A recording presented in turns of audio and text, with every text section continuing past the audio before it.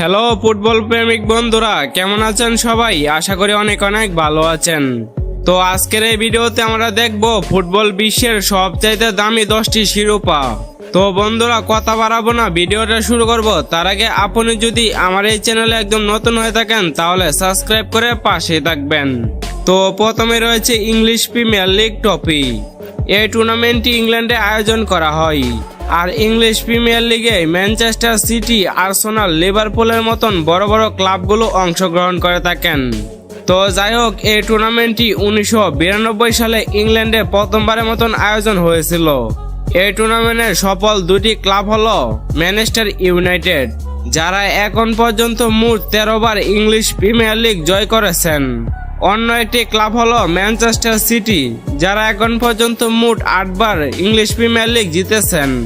তো যাই হোক, ইংলিশ প্রিমিয়ার লিগ ট্রফির বর্তমান মূল্য 200 মিলিয়ন ইউরো, যা বাংলাদেশি টাকা মোটামুটি 2700 কোটি টাকা। তো বন্ধুরা, আপনাদের কাছে ইংলিশ প্রিমিয়ার লিগ টুর্নামেন্টটি কেমন লাগে তা কমেন্টে অবশ্যই জানাবেন। তো এরপর রয়েছে ইউরোপের সবচেয়ে বড় টুর্নামেন্ট উয়েফা চ্যাম্পিয়ন্স লিগ। এই টুর্নামেন্টটি 1860 সালের দিকে স্কটল্যান্ডে আয়োজন করা হয়েছিল। এরপরে আস্তে আস্তে ইউরোপে এই টুর্নামেন্টটি জনপ্রিয় হয়। এই টুর্নামেন্টের সবচেয়ে সফল 3টি দল হলো বায়ার্ন মিউনিক, যারা এখন পর্যন্ত মোট 6 বার চ্যাম্পিয়ন্স লিগ জিতেছেন।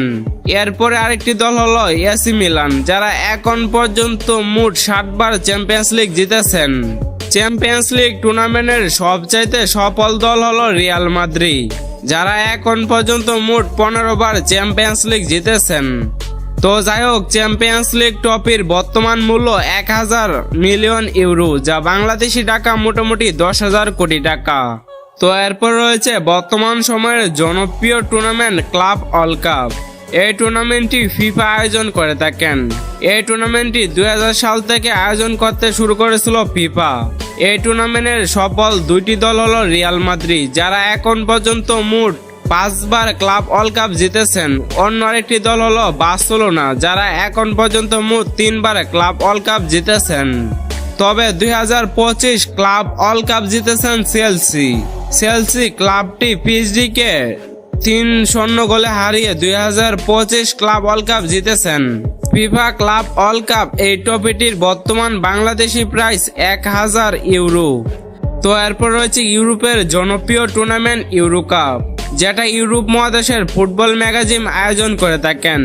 এই টুর্নামেন্টের ইউরোপের বিভিন্ন দেশের দলগুলো অংশগ্রহণ করে থাকেন। এই টুর্নামেন্টটি আয়োজন করা হয়েছিল 1860 সালের দিকে।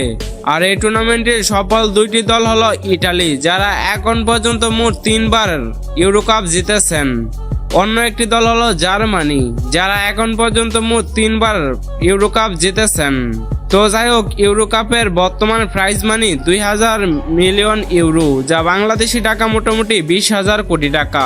তো এরপর রয়েছে কোপা আমেরিকা, যে টুর্নামেন্টটি ল্যাতিন আমেরিকার ফুটবল ম্যাগাজিন আয়োজন করে থাকেন।